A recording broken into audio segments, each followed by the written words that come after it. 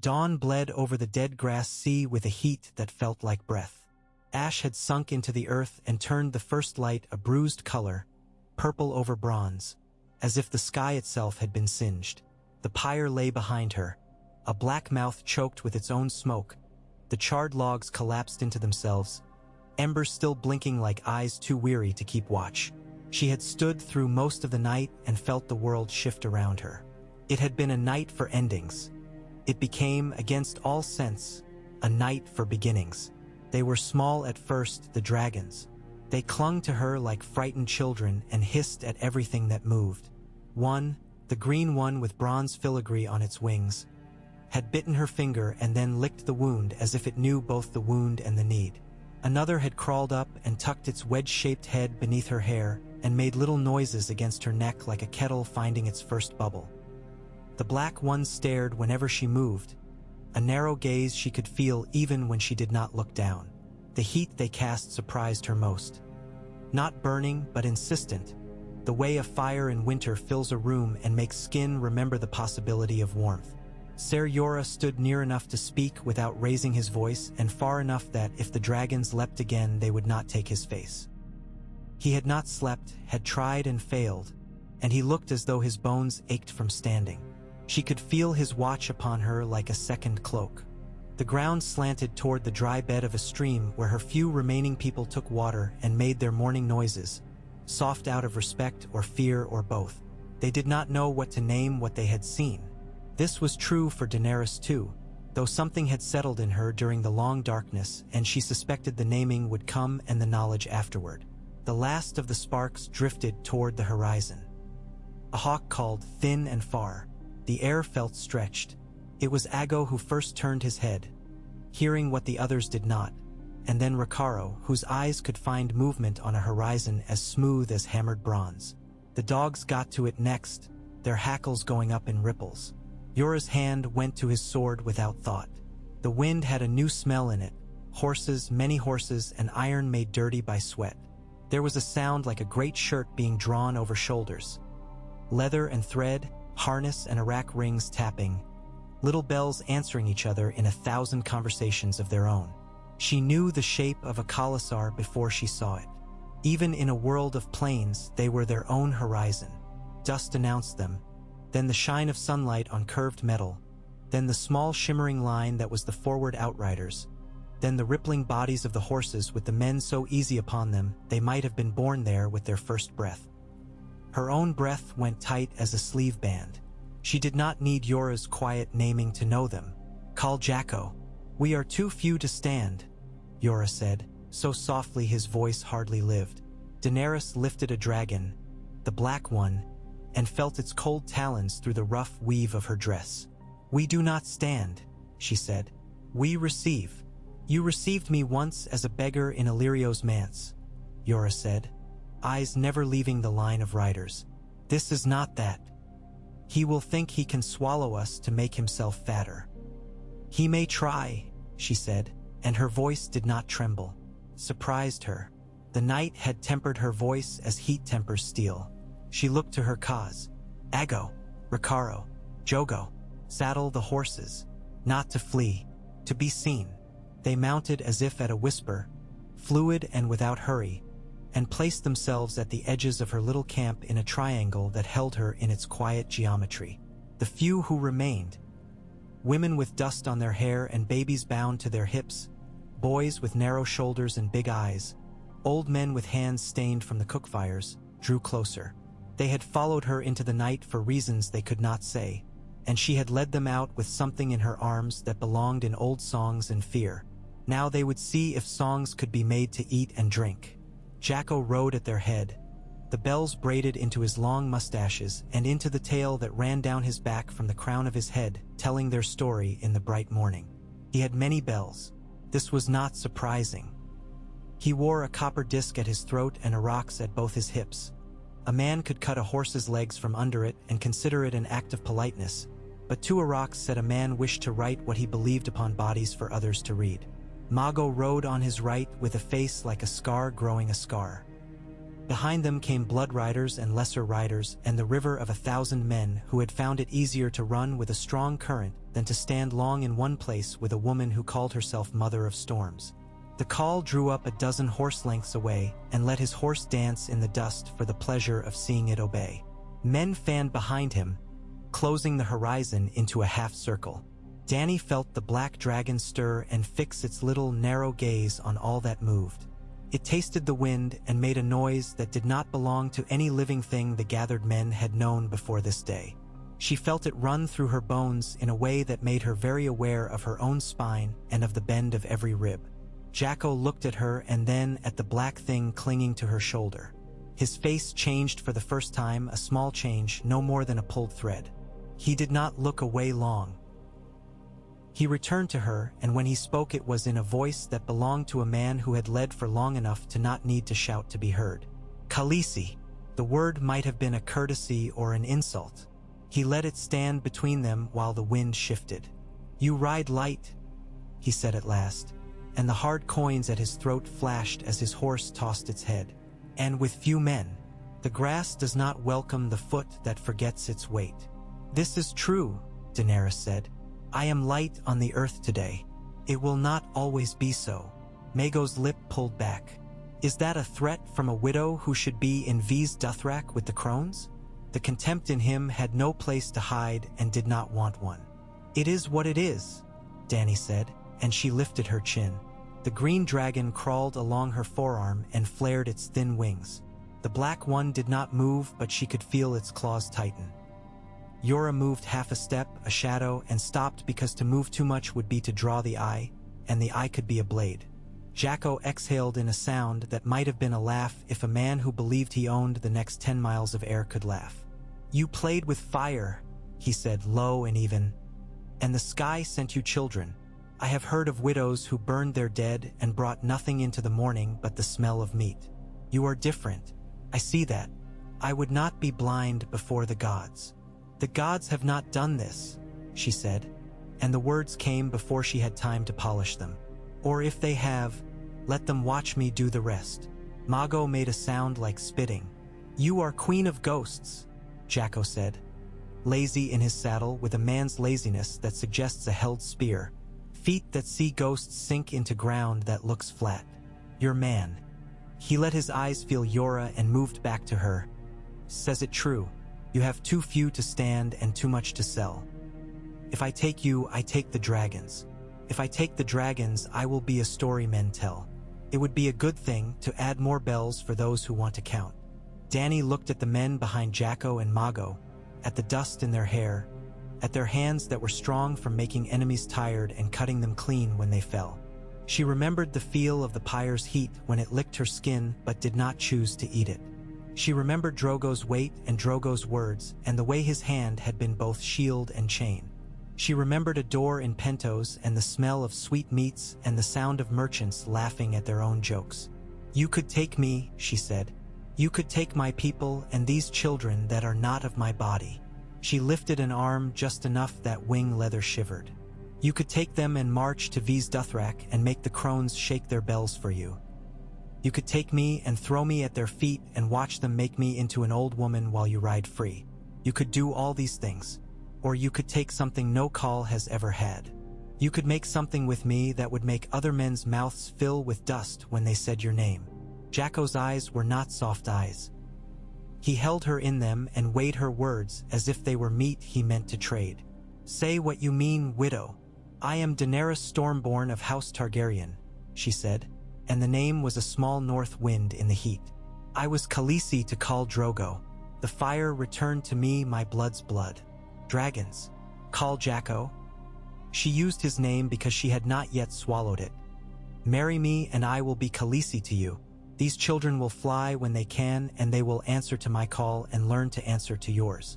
We will be one Khalasar that eats other Khalasars and drinks their bell songs and goes where the grass ends and the water smells of salt.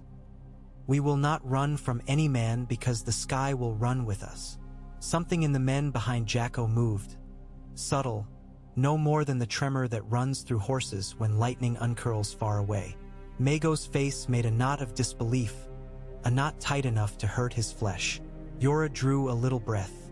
The black dragon shifted and she felt its little heart, a clean hammer behind bone. Jhaqo did not smile. He had learned not to when he was young.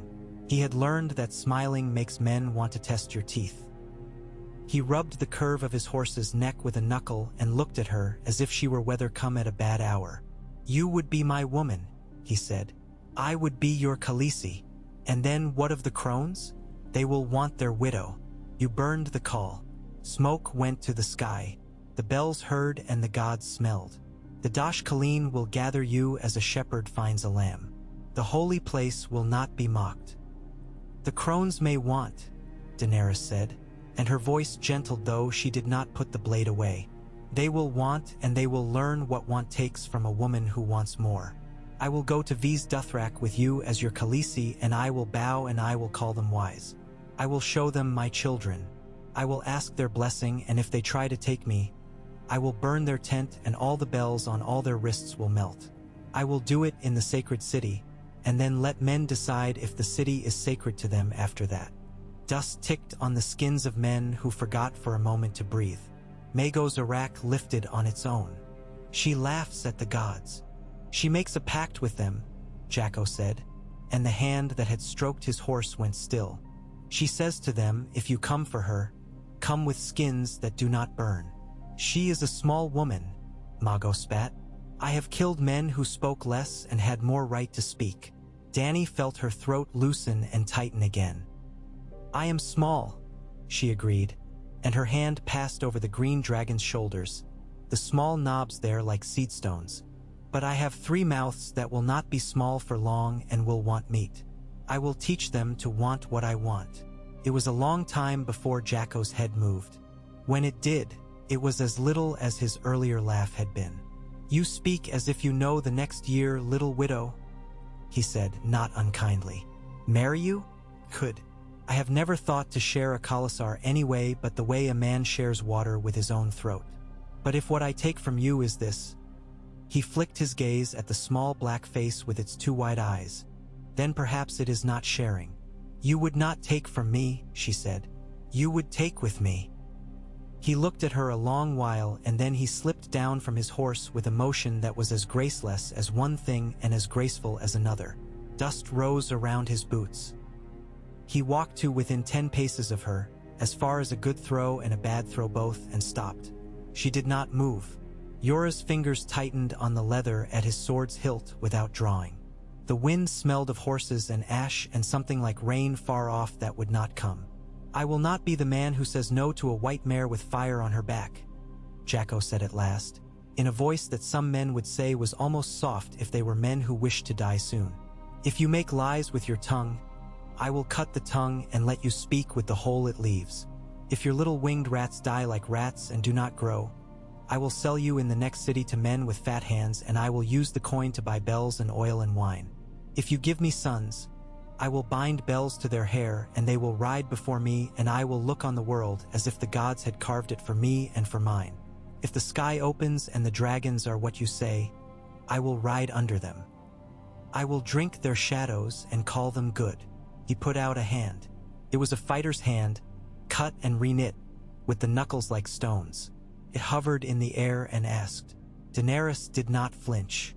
She took a step and the black dragon protested by digging its claws, but she took Jhaqo's hand and set her own in it, small on large, blood on dirt. The hand closed and the khalasar breathed in, and in that space between in-breath and out-breath a thing happened that could not be unhappened, no matter how many Araks rang together in the grass. They did not feast that day. The ashes made the meat taste wrong, but they made a ceremony by necessity. Riders cut a circle in the grass with their horses, and in it Daenerys and Jhaqo stood, and a man who had learned to speak the common tongue from traders and priests and women who sold their hair for spices said words that echoed in the dust and were gone. A strip of white leather was tied around their wrists. Jhaqo cut his palm and Daenerys cut hers, and they put the wounds together and let the blood find its way. She had expected to feel something then. She felt only the dragon's breath on her neck and the little pull of its body as it shifted to get a vantage on the crowd. When their wrists were bound and then loosed again, someone loosed a cry and then many voices answered it, the cry turning into bells as men shook their hair and let the sound be taken by the morning. Yora watched it all with his mouth gone hard. At the edge of things, Mago watched it twice as hard and needed 2 mouths to make his contempt fit his face. Doria's hands fluttered at the strings around her dress until Eerie caught them and stilled them, the way you would still a child who had woken from a dream that left sugar in the teeth. After, when the circle unraveled and riders went to see about their own hunger, Jhaqo took Daenerys to the shade of the largest of their tents. It was not Drogo's tent.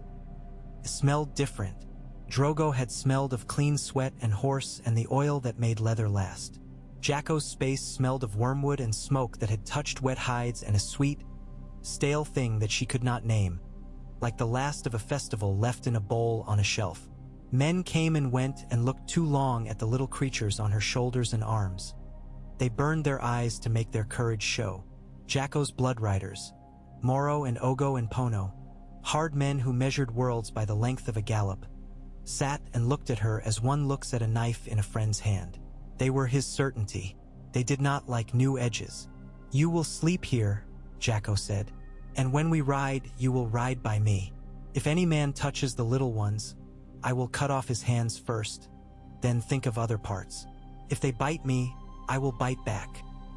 "They will not bite you if you are not food," Daenerys said, and it made a curve at the corner of his mouth that might have been a smile if it had come from someplace besides his teeth. "Then you will show them Khaleesi," he said. He did not touch her. He produced a shallow bronze bowl from a pile and set it on a rug and pointed at it as if indicating where the sun was. "Make them eat where I can see it."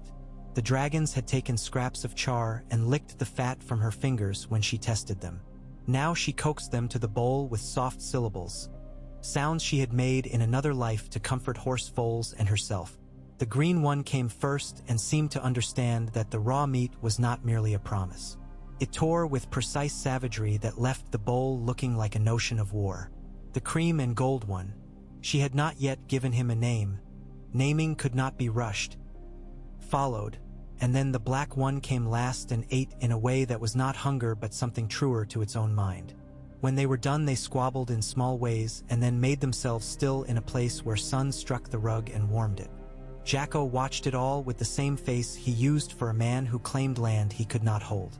When the black one half opened its mouth and let a hint of heat whisper into the air, it made a sound with its throat that put a different set of lines in his cheek.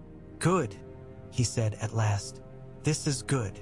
That night she lay on a pallet that had been a woman's and then another woman's and would one day be swept by another's hands.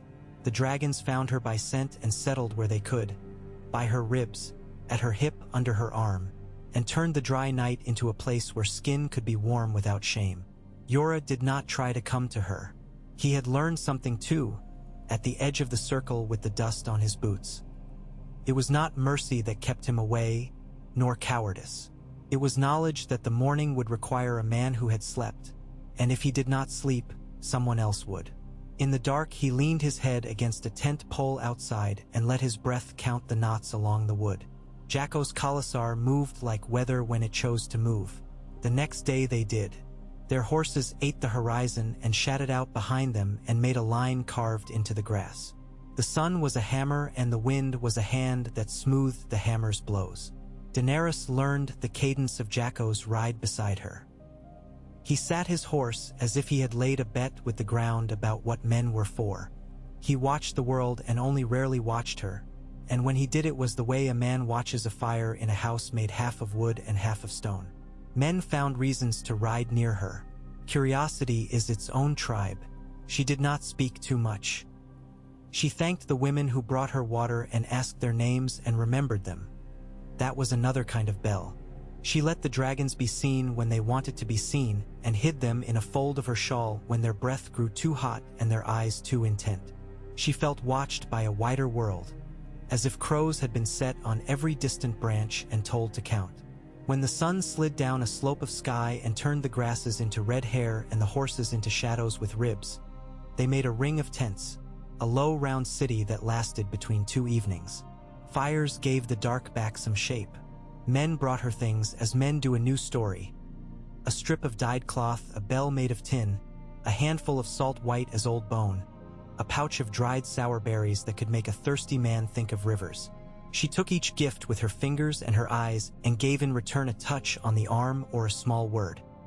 It was not what a Khal might give, but men who think they will one day ride under a dragon will take a touch and make a banner out of it. Mago came and stood too near and looked at her as if he could see inside the soft parts. Here fear lives. He owed her nothing and wished to take that debt in advance. Yora bent the air without stepping closer. Ago and Jhaqo and Ricaro arranged themselves with that quick, clean mathematics they had. Jhaqo did not look. He could measure a man's step from the sound it made and the way light changed on the man's cheek. "Eat," Mago said, holding out a slab of meat streaked with the fat that tastes like the memory of summer and winter. When she reached, he moved it so she had to reach farther. He wanted to see if a queen would reach twice for a man's food. She let her hand fall. The black dragon lifted its head from her lap and made its small sound and bared its teeth, all needle and idea. Mago laughed, the short sound of a man respecting his own joke. "Enough," Jhaqo said, lazy as a cat in heat, and Mago stepped back as if the word had been a hook behind his ear. That night Jhaqo came to her, and she rose to her knees and put her hand upon his chest where the hair lay flat and the skin was in that place between hard and yielding, the place a knife seeks when it wants to tell a man the truth. She did not tremble. She did not give him the fear he could use. She let him see the dragons make small beds of her body, and she watched him watch them. He touched the black one with the back of his knuckles, a foolishness that would have looked like bravery if he had done it for an audience. The black one did not bite because it was not hungry. He touched her hair. "Silver," he said, as if the word were a kind of coin he had found. "It will be a good story when I tell it." "Then it should be true," she said. He did not ask for her that night. He was a man who believed in omens when they pleased him and in appetite when they did not. This night he took the omen. He lay down not too near and slept like a man who can sleep in a war. She slept in the small pool of warmth that three little fires made of themselves where they curled, and the memory of another weight, heavier and kinder, drifted over her and away as dreams do when dawn finds them in its pockets and shakes them out onto the ground. On the fourth day the grass changed color. It went from gold to gray-green to a patchwork of things that held water under them. The wind broke itself against low, thorny growth. Women's hands grew raw with gathering wild onions and purple pods that children would carry like treasures until they broke them and made their mouths twist. A dirty ribbon of water appeared and ran where the land leaned, and men washed their arms in it and let their horses drink and swore that it tasted like iron. When they made their ring that night, the air had the first breath of a different world in it. The stars rose and found themselves a little less alone. They were not the first to hear the bells. The bells heard them. The Dash Khaleen did not ride, but everything rides to them. News had run before them like a small, excited boy, and men had taken it up and added to it and cut it down and tied beads to it. There were stories that made Daenerys large enough to fill half the sky, and stories that made her small enough to fit under a boot heel. It would all be sorted when the old women's voices took it and turned it until it fit into the most useful shape. These Dothrak did not rise so much as gather. A woman who had knocked frost from her hair in the free cities would have called it a city and then laughed at herself. Daenerys saw prayer carved as stallions and men made of bronze so high that to oil their bellies would make work for many boys with ladders. She smelled incense of horse fat and garlic and smoke of dung. She saw the mother of mountains lift herself out of the earth with the arrogance that only stone possesses, and the lake that lay near it like an eye. Men of 100 tribes rode in and out of the great ring of demons' bronze. Vessels taken from cities men no longer bothered to name, and women with their hair gray and their cheeks folded into maps walked slowly with bells on their wrists and whispered things to one another that would become prophecy the moment a man needed them to be. Jhaqo did not slow. He rode into the city with the bow of his head he kept for the gods and for no other beings. His men fell quiet.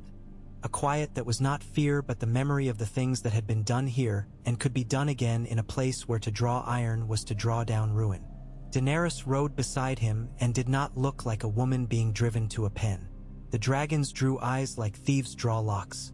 She wished, briefly and irrationally, that Drogo could see her this way, as a woman who could change men's steps by stepping.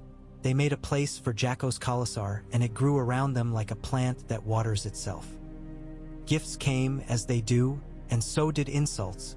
carefully wrapped in ribbons of ritual. Khals are made of contempt when they are alone and politeness when they are near men who could kill them without moving faster than the eye can count. Daenerys greeted old women with a reverence she did not feel and a wariness she did. They touched her hair and her forehead and the soft inside of her wrist and muttered. She did not like that they touched the black dragon, who hissed and opened its tiny mouth and let a coin of heat roll out of it like a boast. Bells trembled. "They will take you," Yora said, his voice the kind a man uses when trying not to empty wine over a fire. "They will take you in the night if they cannot in the day. It is law. It is a law made by women who have lost and learned to be proud of it," Daenerys said, as much to herself as to him. "I would rather make a new law."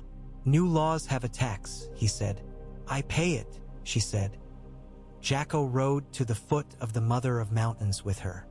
He swung down and looked up the path and then at Daenerys with a question in his face that a proud man does not put there lightly. "You said you would bow. The Dash Khaleen honor only what bows. If we spit at them, men will spit when they speak our names." She slid from her saddle and let the reins fall into Yora's hands. The dragons had grown to the length of her forearm and heavier by more than their length promised. She felt their weight even when they were not on her. She lifted her chin and went up.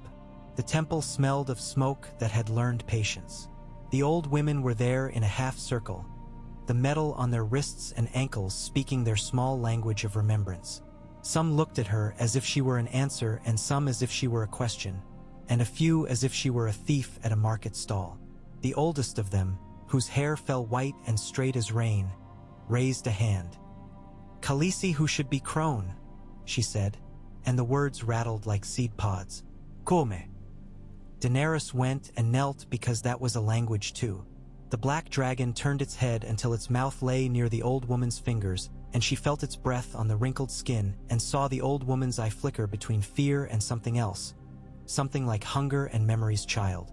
She did not move. "Stormborn," the old woman said. "Yes," Dany answered, a low sound.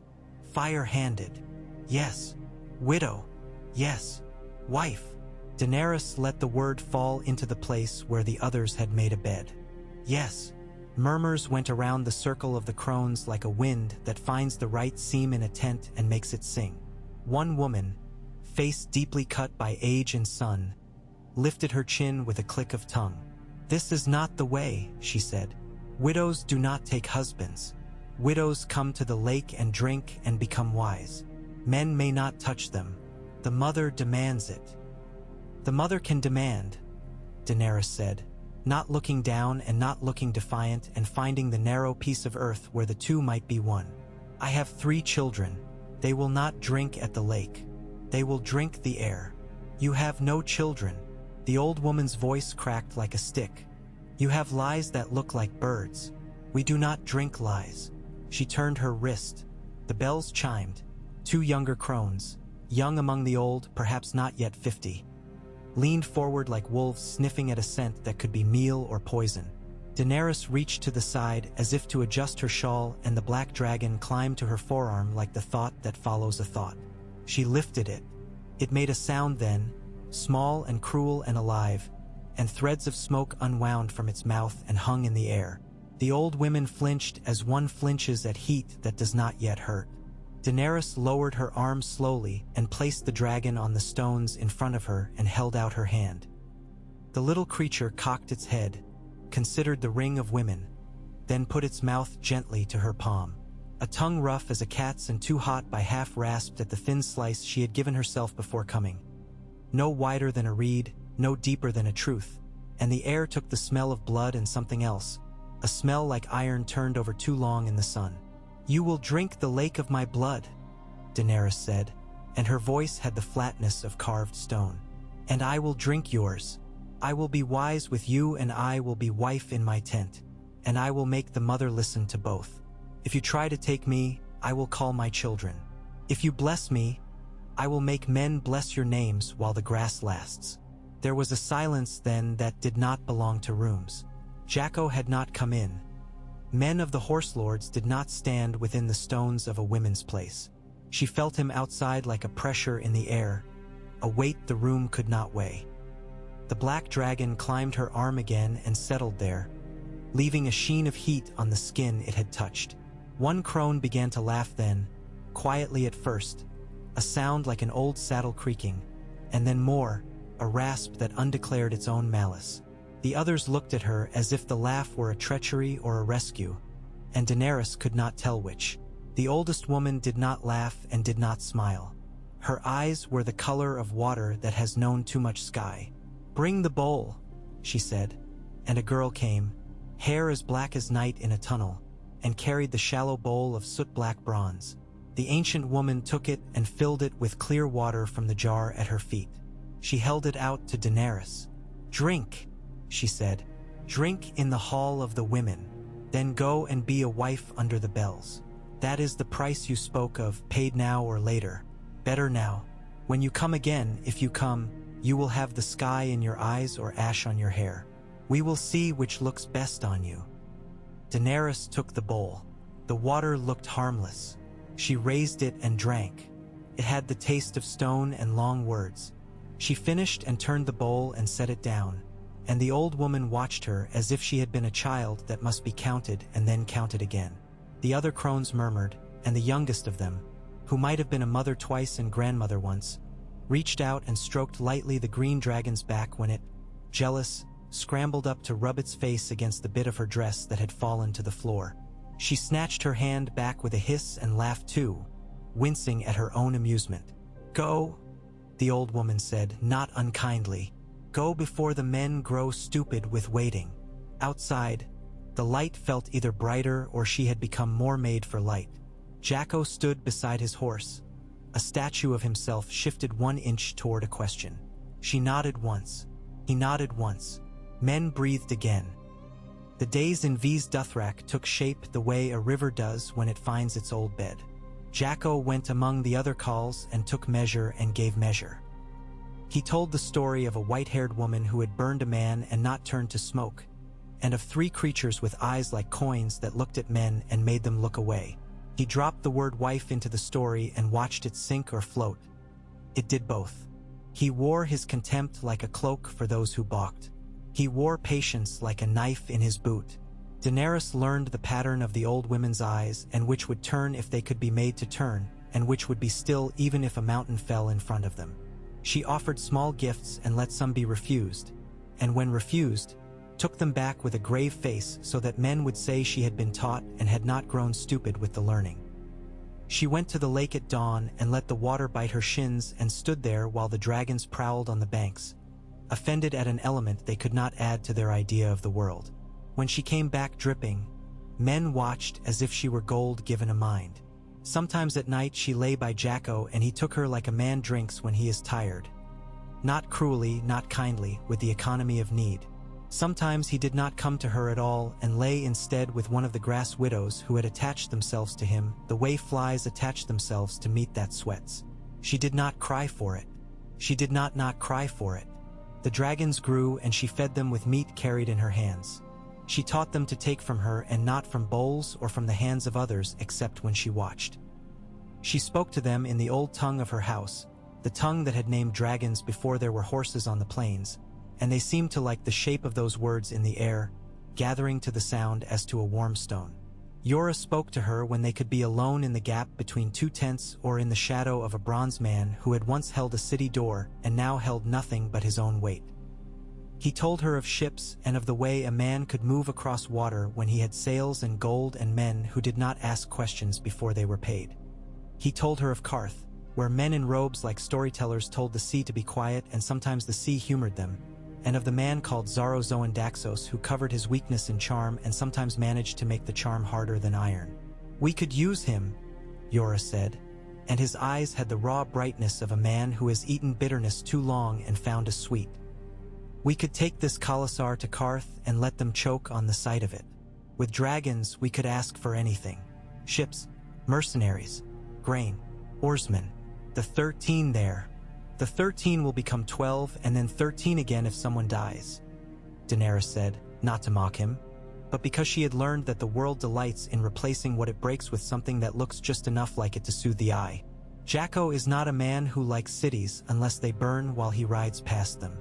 He took wives there once, I think, and left them with their hair for other men to take. But he will go if he wants more bells and to be seen with dragons. He would go to the moon if the market there sold stronger oil for his hair.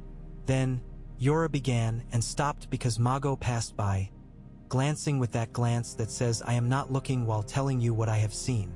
Later, Daenerys spoke to Jhaqo of Qarth without saying more than the city's name. He grunted.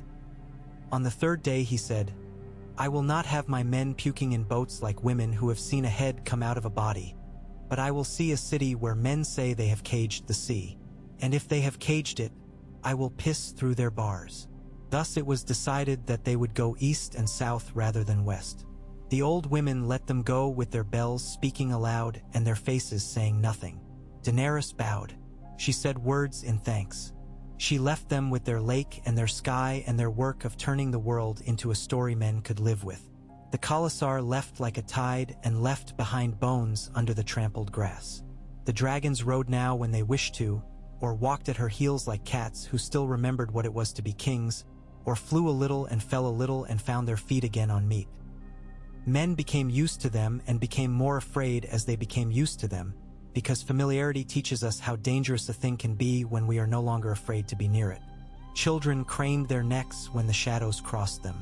Old men counted the days and tried to fit what they saw into the boxes they had made for other wonders long ago. They crossed land where the wind carried whisperings of the narrow sea, land where caravans had worn a track that could be felt with the eyes closed. They raided a little because men must eat and because to ride 1,000 horses past a fat village without taking was a lie Jhaqo did not know how to tell. Daenerys watched these raids with her mouth a thin line and her stomach eating itself. She stopped men where she could, spoke to the women who were too shocked to hate yet, gave them small things with her hands, told Jhaqo to take silver instead of sons. He laughed at her and did as he pleased and sometimes did as she asked because there was a story to be told of a Khal who had a woman with hair like hammered moonlight who told him to be careful, and because some part of him had discovered that saying yes to her sometimes made men look at him with a different kind of fear, the kind that is half awe and half miscounted odds. One night under a sky punishing with stars, Daenerys woke to the sound of rough breathing just beyond the tent wall, a breath that was not sleep but not fully wakefulness either, the breath of a man deciding.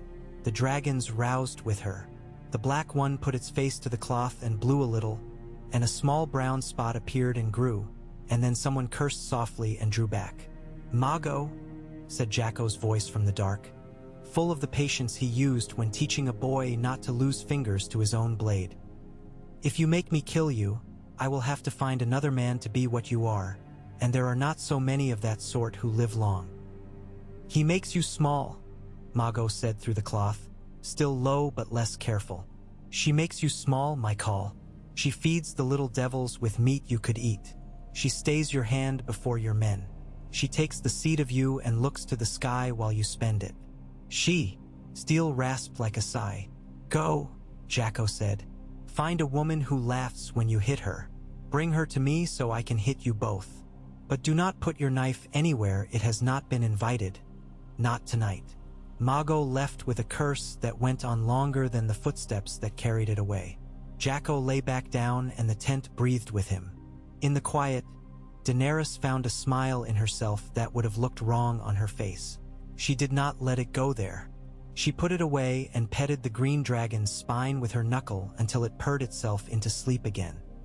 The road to Qarth taught them thirst in a new shape. The sky turned itself into white iron and held it above them, and the dunes behaved like beasts that wanted to eat their feet. Men wrung sweat from their horse blankets and drank it. Jhaqo grew thin with the fierce thinness of a man who is not starving because the world starves around him. Daenerys lost the last softness in her face and left a version of herself in the sand behind them for lizards to walk over. The dragons learned to eat what they were given and stopped complaining that the air did not taste right. At last, like a boy who has been hiding and realizes the game is over, Qarth appeared. Its walls were a painter's idea of wealth, shut tight against the dusty, loud, ugly world. Men came to the gates and frowned down upon a Khalasar that made the horizon look too busy. Jhaqo cracked his neck. Daenerys rode forward with her dragons and lifted her chin and wanted to drink something cold and green and clean more than she wanted crowns. They made parley on rugs thrown down and pressed into the dust. The 13 sent men with white hands and rings that clacked together whe. And their owners made a point. Words were exchanged as if the two parties were trading fruit with small bugs in it that both had already seen. The small, ringed men looked at the dragons and tried to demonstrate to their fear that the creatures were too small to make much difference. Xaro Zoan Daxos came himself at last, because there is a time when a man who pretends to be brave must be brave or change his story. He made his robes pour over the dust without touching it. He smiled as if he had invented the idea. "Daenerys of the House Targaryen," he said, and his teeth were very white and shaped for making promises. "Qarth welcomes what is rare, as a collector welcomes an unexpected gem. You have brought 3. I have brought a khalasar too," she said, and let her eyes show him the dust he would be swallowing if he said the wrong thing. "They eat and drink. The gem has a price." Xaro glanced at Jhaqo quickly and away as quickly, tasting the man and finding him too strong to chew at first bite. "We can hold many guests," he said, smiling harder. "We have water that tastes like water and shade that does not smell of animals. We have singular curiosities for those who have seen many ordinary things. We have men who will pay to see you and yours, and men who will pay not to see you and yours. We expect to profit either way." He opened his hands. The rings whispered to one another, "Come in and be marveled at." Jhaqo's mouth made that almost smile again, the one that could cut if you were careless. "We will come in and be fed," he said. "Marvel at the way we do not pay for what we take." Xaro's eyes flickered and then steadied, like the surface of water over a rock. "In Qarth, even air is accounted, but the city is generous. You will find it so if you find it so." He bowed with his hands still open toward Daenerys and managed to make even that gesture about himself. "And for you, mother of—" he paused. The word dragons made itself known in the back of his throat and then moved carefully to his tongue as if it did not want to injure itself on his teeth. "Mother of dragons. For you, there are houses with courtyards where things grow that do not grow anywhere else. There are men who will tell you the future because they intend to make it and men who will tell you the past because they intend to sell it. There are ships that leave with the tide. There are tides. Are there honest men?" she asked. He laughed beautifully. "In a city of sailors?" They entered Qarth like a storm that had read the rules. The walls admitted them and the city altered itself to hold them, because a city that wants to be itself again must first try being something else. Tents went up in courtyards and in squares that pretended to be gardens and in streets that did not realize they had been promoted. Jhaqo's men broke the city into parts with their presence, made lines where the Qartheen had liked curves, taught the merchants new words for impatience. The 13 counted and pretended not to. Xaro made himself her friend as if he were a vine that could grow up anything that would hold him. He brought sweet wines that made her tongue feel younger and robes that fell like water and stories about kings whose ships had sunk. Yora watched the city as if it were a trap that had been hung on a nail and forgotten, and as if any breeze might disturb it enough to close upon whatever stood nearest. He spoke to her of the pureborn, who sat in their towers and sold legitimacy by the bottle, and of the warlocks who had turned themselves into a story because their spells had grown thin but who still sometimes used a story to cut. "House of the Undying," he said and shook his head. "I do not like a house that tells you what it is before you enter it. Let them rot in their own riddles. We have ships to seek." "Perhaps their riddles hold ships," Daenerys said, thinking of narrow halls and blue lips and of a door that opens inward only when you believe it should. "The dragons will not be harmed. They will find the shortest way out of things." "There is not always a shortest way," Yora said, but he did not argue harder because arguments are another kind of door that can close wrong. Jhaqo enjoyed Qarth the way a stallion enjoys breaking things that belong to someone else. He bought bells and had them sewn into his hair with silk thread. The thread would break soon and the bells would drop and be lost, and he would not care because it was the wearing that mattered. He let men bring him small gods and lamps and pretended to be impressed and then laughed and sent the lamps back in pieces. He took lovers in rooms with painted ceilings and then took the paint from the ceilings with the smoke of his torches. He did not forget to count. He did not forget to watch. Sometimes he sat with Daenerys in a courtyard where water made its noise modestly and watched the dragons leap from column to column and decided he would live to be too old to ride and did not mind it. "You will give me sons," he said once, in a voice that belonged to neither tenderness nor command but to the basket in which a man keeps things he will want later. "If the gods will," she said, and he grimaced, because the gods in his house were not invited to that conversation and he did not like to hear about gods in hers. It was in Qarth that she first saw the warlocks. They came like moths who had learned to wear men's skins and walked as if their bones were tired of being bones. They said words she did not know, and then words she did, and then words that no one should say in a courtyard where water was making such a good effort. They asked her to come and see their house and to see the undying, who would see her, and they moved their mouths in ways meant to make men think of things they had not thought of since boyhood. Jorah stood a half-step closer. "No," he said. Not to her but to the air the warlocks wanted to thicken around her. "No." Jhaqo watched them with an interest he kept in his sleeve for men who came with confidence and without horses. "Do they cut?" he asked. "Do they bleed?" "They would not like the way you ask those questions," Xaro said, appearing in a robe the color of wine when it stains a good carpet, and smiling with the part of his mouth that wished to be helpful. "They will not bleed where you can see it. Khaleesi, do not waste your eyes. The house of the undying is a mirror that eats what looks into it." "I am tired of mirrors that eat," she said. "I want bowls that give." She looked at Jhaqo then and spoke in the rough Dothraki. He had taught her better now that she had heard it spoken in 1,000 angers. "We will need ships. We will need more men than you have bells. I do not wish to be a marvel here. I wish to be a problem somewhere else." He liked that. He did not say so because he scarcely knew how, but he reached out and tugged one thin braid at her temple, a proprietary, idle gesture, and it was the first time she did not wish to jerk her head away when he touched her. He yelled for wine that did not come with fruit floating in it to hide its meanness, and he drank to her idea of being a problem, and then they began with the work of turning Qarth into what they needed it to be. It is a kind of work that breaks no sweat and raises no dust and leaves men panting. Whispers ran through the city that a Khal had married a widow with a tale of fire, and that the widow had made the crones drink silence, and that the dragons would eat the sun when they grew bored. Men who fed on whispers grew fat. Men who existed above whispers grew cautious.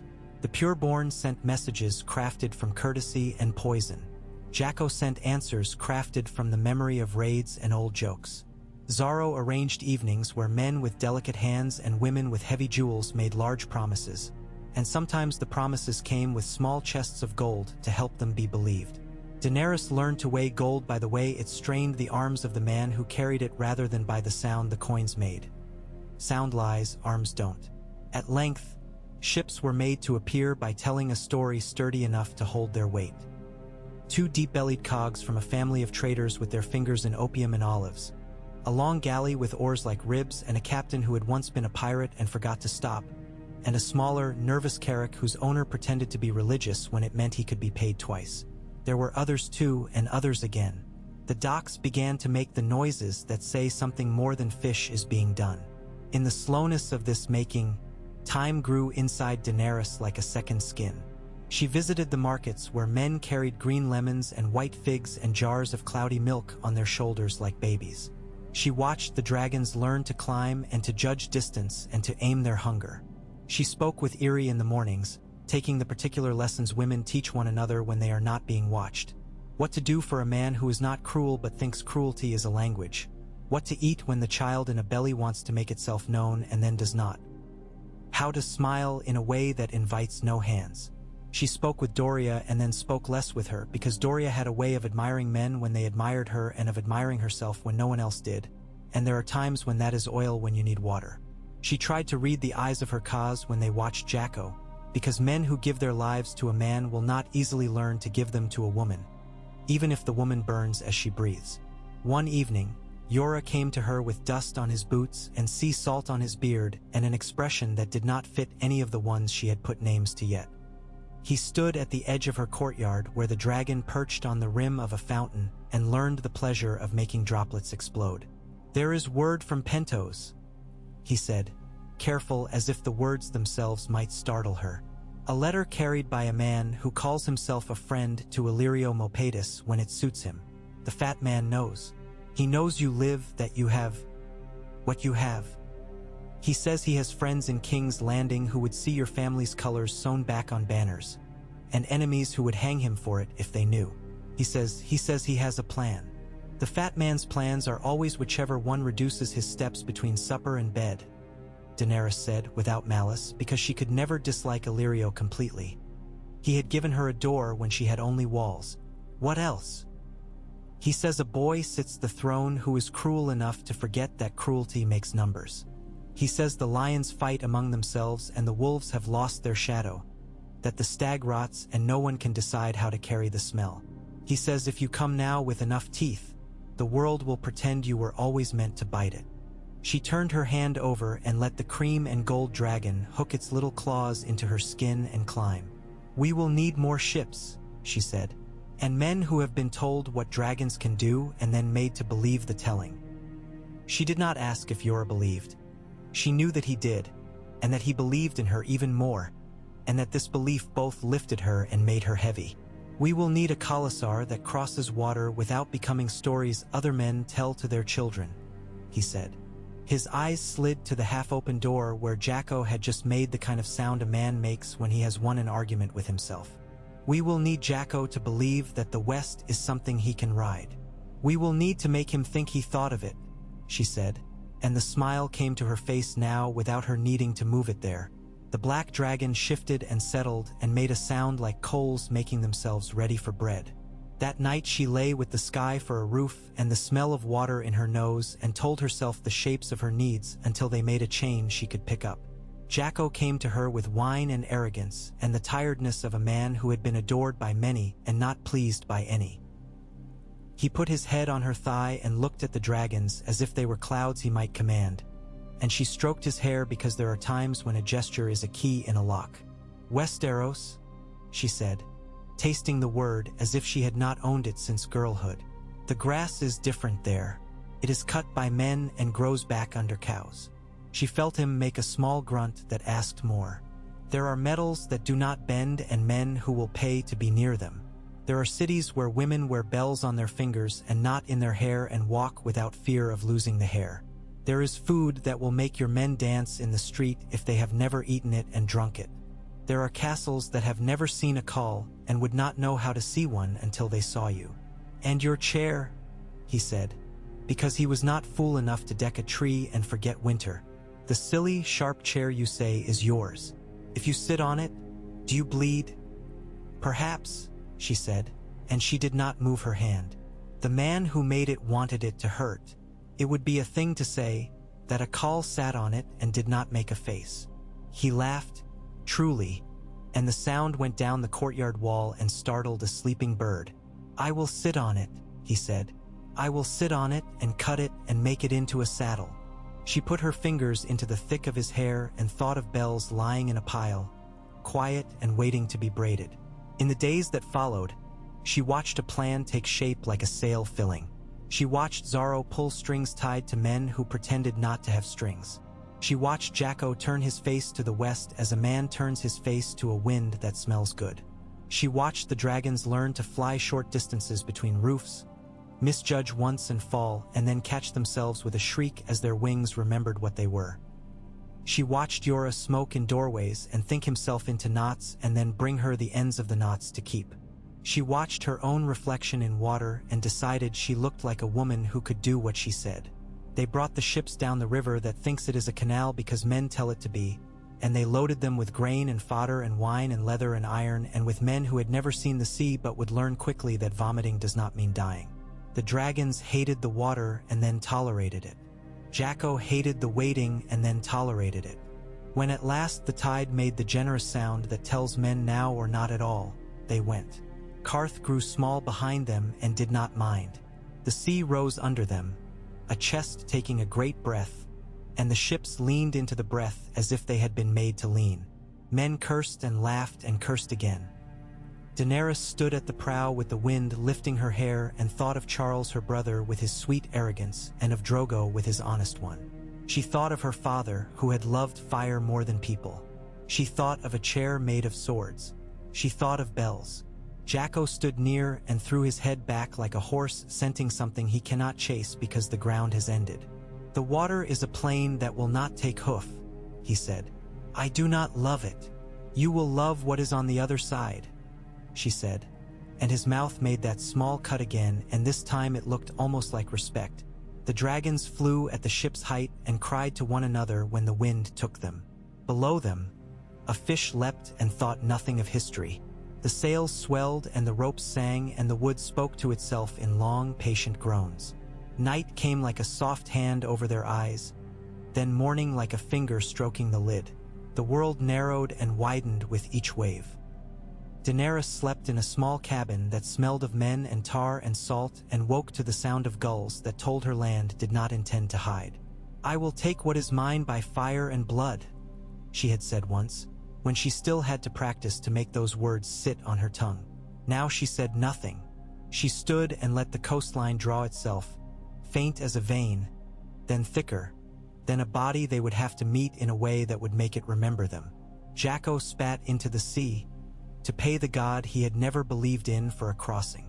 Jorah stood with his fists on the rail as if he could make the land come faster by squeezing the ocean. The dragons made small, eager shapes against the sky. Behind them, Qarth resumed its old shape. Ahead, men sharpened swords they had been sharpening for 1,000 years and called it tradition. The wind blew. The bells at Jhaqo's hair whispered to one another in a language that would make sense only after it was too late to change anything. The pyre's smoke was a memory now, but ash had settled in her blood and would not be washed out by salt. The ships moved, and above them 3 shadows cut a slow dance across the light. The gulls appeared first as punctuation marks flung by a careless god, then resolved into birds that knew where to be, and then into hoarse-throated guides that wanted a fee for their information. The water changed its voice as the coast lifted. The ship's timbers took on a higher complaint. The ropes sang a thinner note. Smell came ahead of land. The fat, green breath of shore, warm rot under fig trees and crushed herbs. Smoke drifting from 100 small fires where men had made the sea admit it was not the only food, tar and pitch and the brine-baked nets of shore villages. The men who had been pirates and the men who had forgotten they were pirates began to talk faster. The Dothraki on the deck said nothing. They wrapped their fear in scorn and pretended they were bored. Their horses stamped below and made sounds that did not belong to ships. The dragons rode the wind around the masts and screamed to hear themselves. Pentos eased into sight like a great man rising from a bath. The sea gate's towers wore red tiles and white plaster and faces that had watched half a world be itself and had not tired of the sight. A line of sea walls ran out like fingers, blunted from too much pointing. The harbor swarmed with boats that had not expected a khalasar to arrive by water and now had to rearrange their day around what they had not expected. Xaro Zoan Daxos had sent letters, and the letters had influenced men who preferred first to influence letters. Long barges with Pentoshi arms painted on their hulls rode out with crews who did not quite look up at the dragons. Daenerys stood at the prow with the wind breaking itself on her face and let the city see her. Her hair streamed behind her like a banner. The black dragon circled, banking so close that its wing ribs held sunlight like stained glass. Men on the walls shouted in a language that had borrowed from every sailor's purse. Somewhere a horn blew, too long, and 2 more answered it in a key that did not match. Jhaqo came to stand beside her because pride knows where pride needs to be, and because he had not yet forgiven the water for its patience. He narrowed his eyes at the shore as if it were a woman that had told him a joke he might yet laugh at. "Your fat friend will be here," he said, and the word friend had iron filings in it. "He will be here," Daenerys answered. "He has worked too hard toward his supper not to arrive at the table." Jorah stood at her back with salt dried in his beard like frost. He held his tongue because he could not speak yet without praising land as if it were a woman he had loved too long and only now dared to touch again.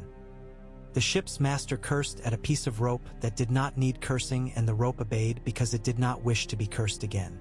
they came into the harbor with a show of competence that had been bought with coin and with Xaro's theater. The ships rode their own weight and made a clean sound as they settled. Men ran and shouted in ways that soothed other men's fears.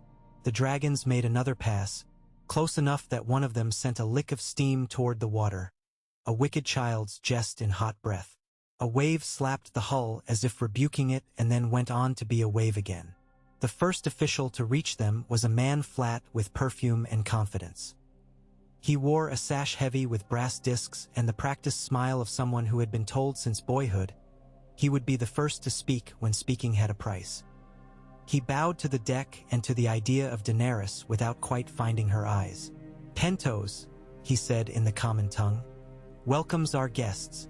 You will all be very welcome where you are asked to be." His voice tried to be velvet and kept finding its own seams. "I am Daenerys Stormborn of House Targaryen," she said, and named herself like a key put to a lock. She did not announce the dragons. They announced themselves. "And I am Magister Balesso, who is authorized to say welcome," the man replied, with a side glance he could not help at Jhaqo's bells. "His Excellency Magister Illyrio Mopatus regrets he cannot be here at the moment of arrival to greet you. He sends his house, his horses, his cooks, his apologies," Yora said under his breath, "and begs that you honorable guests make camp on the far fields, beautiful fields chosen for their beauty, outside the Squirrel Gate where provision will be delivered. For the Khaleesi, for you, my lady, his own palace awaits." Jhaqo showed his teeth. "My men camp where I say," he said in a Dothraki that even a Pentoshi magistrate would understand, and Daenerys watched the poor fellow's confidence try to decide whether it could swim. "Your men will not camp where they like in Pentos," the magistrate said in a different voice, "but they will camp where they can be fed. The fields have walls. The walls have gates. The gates have guards. We have much love for horses. We also love to count our children alive at the end of each day." Daenerys raised a hand and the argument bent toward her like grass to wind. "We will go to your fields," she said. "We will receive Illyrio Mopatus's hospitality as I have before. We will not be chased across your city like dogs.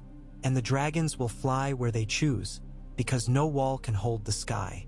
The magistrate swallowed.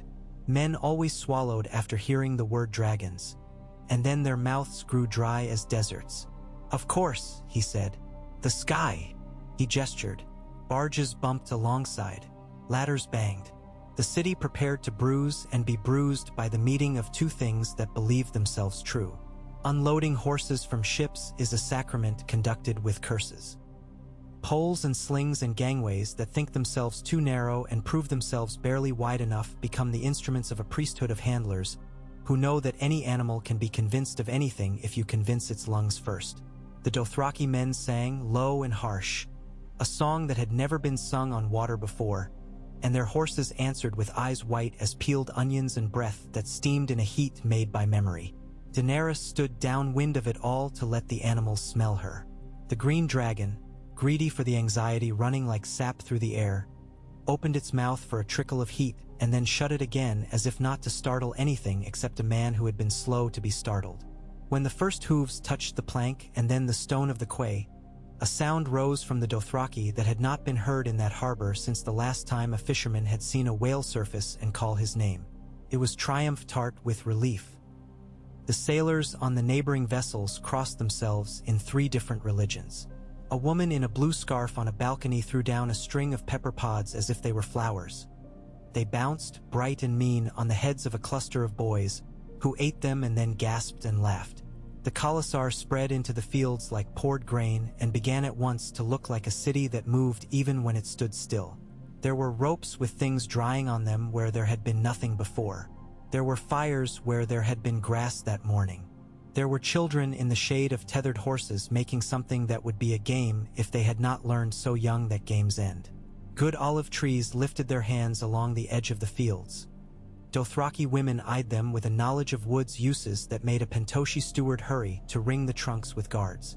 For Daenerys, the city opened its jaw. Illyrio's litter came like a boat on a living sea, a float of curved lacquer wood and brocaded curtains, and a tide of slaves that kept its weight from touching earth. The Magister himself smelled of cinnamon and thoughtfulness. His beard had been groomed into the memory of a jawline, and his eyes were two indulgent pools in a wide, soft face that had learned to find its angles in comfort. "Child," he said, as if he had earned the right, and she let him have it for the moment. "You return from myth as from a walk.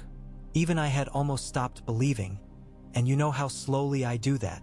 I return from a city that pays to believe whatever it can sell," she said, "and with a husband who rides better on land than on decks." Illyrio's mouth reshaped itself into diplomacy.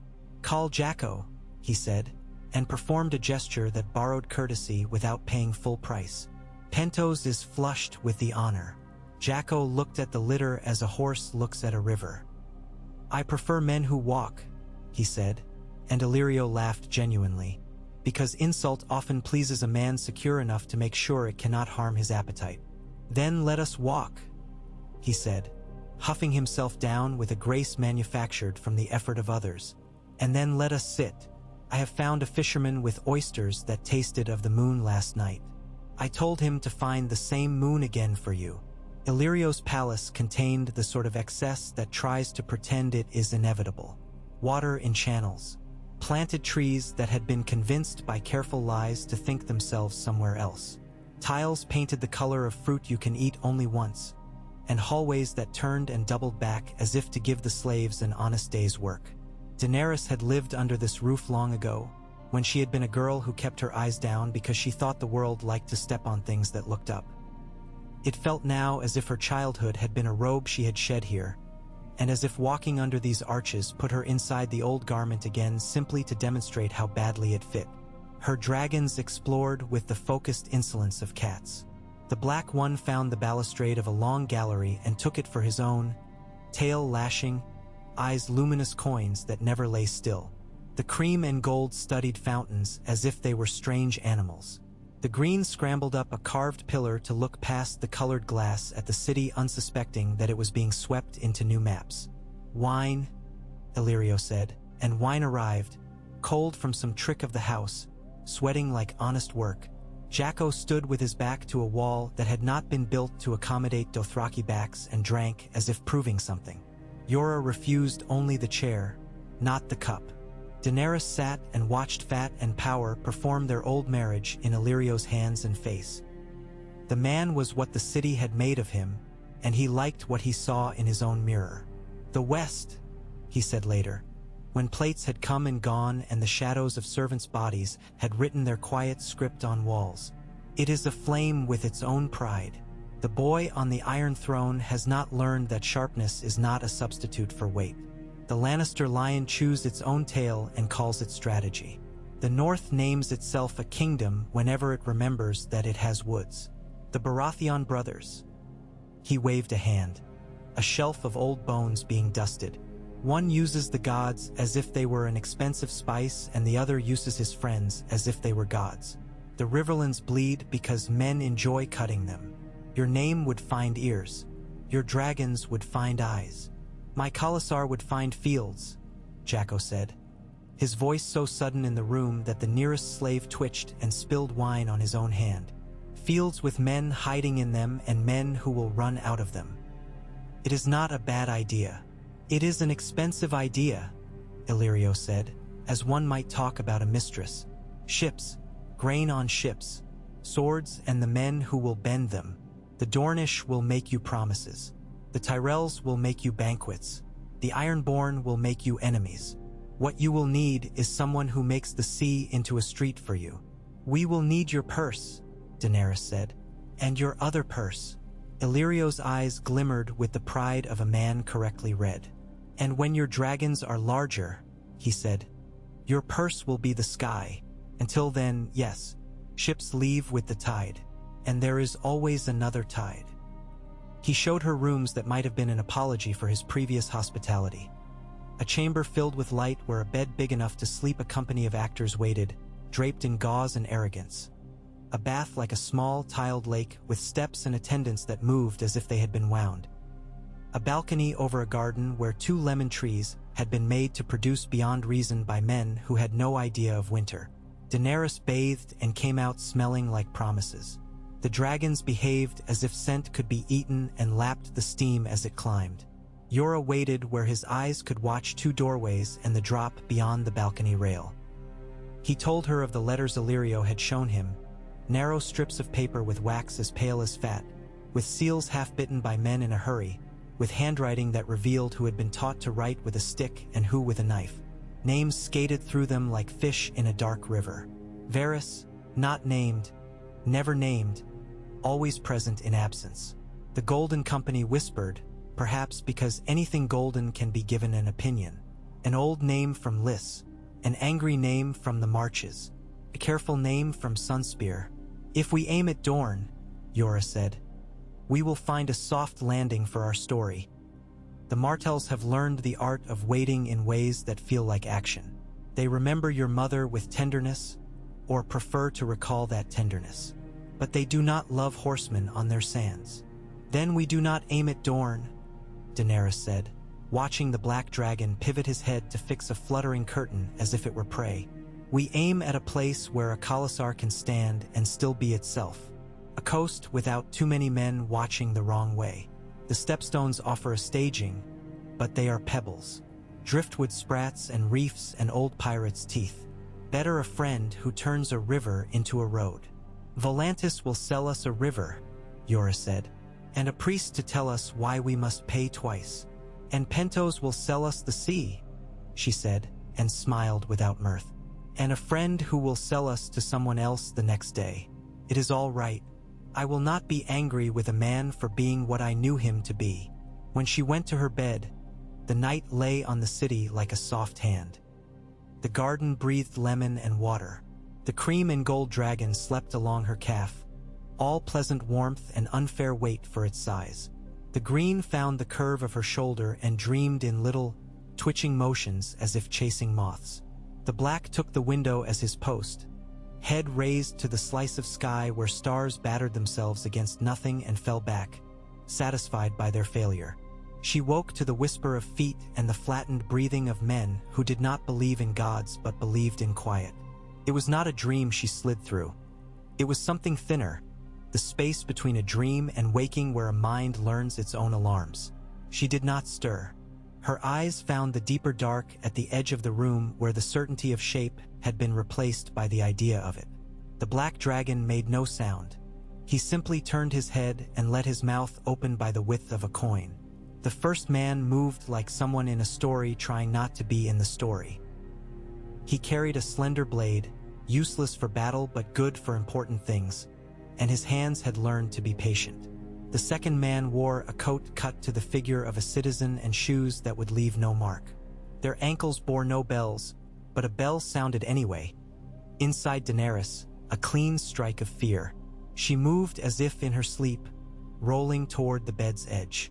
The green dragon slid, irritated, dug in with a hiss. The cream and gold dropped to the floor like a spill of sunlight. The men stopped.